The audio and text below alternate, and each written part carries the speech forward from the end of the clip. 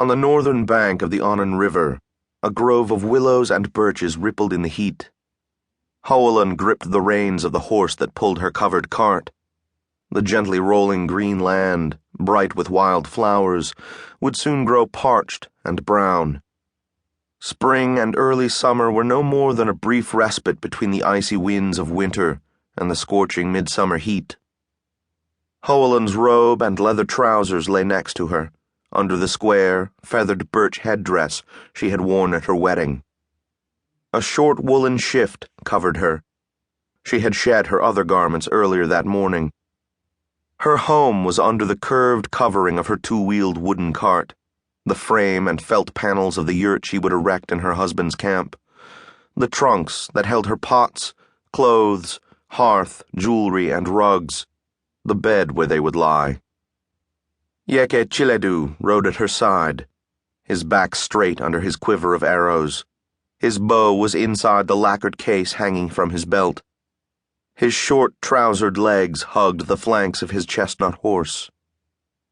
At 14, Howeland had known that she would be married before long, yet her wedding had been upon her as swiftly as a summer storm.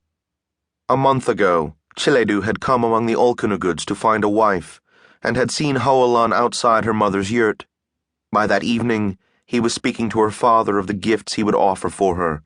Before the moon had grown full once more, she was Chiledu's bride. Chiledu turned his head, and the faint lines around his small black eyes deepened as he smiled. His teeth were white against his brown skin. His face was broad, his cheekbones flat. He was 18, his mustache only a light sprinkling of hairs above his mouth. 2 coiled black braids hung down from under the wide brim of his hat. "You should cover yourself," he said, accenting his words as his Merkit people did. "It's too warm." Chiledu scowled. She would put on her clothes if he ordered it. The young man suddenly laughed. "You are beautiful, Howeland." She flushed, wishing he would say more, remembering all the words he had used to praise her golden brown eyes, her small flat nose, her thick braided hair and pale brown skin. She had closed her eyes during their first night together, unable to stop thinking about her father's mares and the way his stallion mounted them. Chiledu's quick thrusting inside her had brought her pain.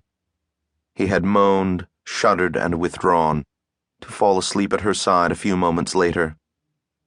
The next night had been much the same. She had hoped for more. Chiledu turned and scanned the horizon. On open land, any danger could be seen from afar, but here, with patches of wooded land by the river, they would have to be more cautious. They rode slowly towards the Annan's narrow stream. The river was shallow here, barely more than a small creek.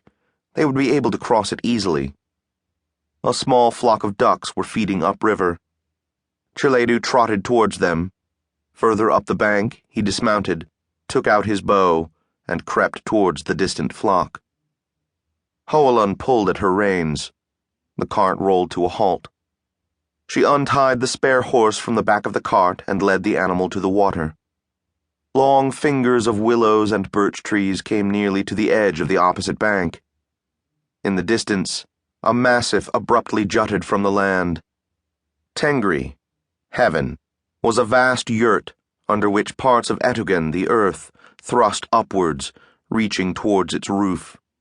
The mountains, with pines and larches that hummed and sighed whenever the wind stirred them, were places of spirits, of voices that might whisper to shamans, of ghosts that might enter the bodies of animals to protect a man or lead him to his death. The slender stream of the Annan trickled as it flowed over the rocks. Running water also harbored spirits.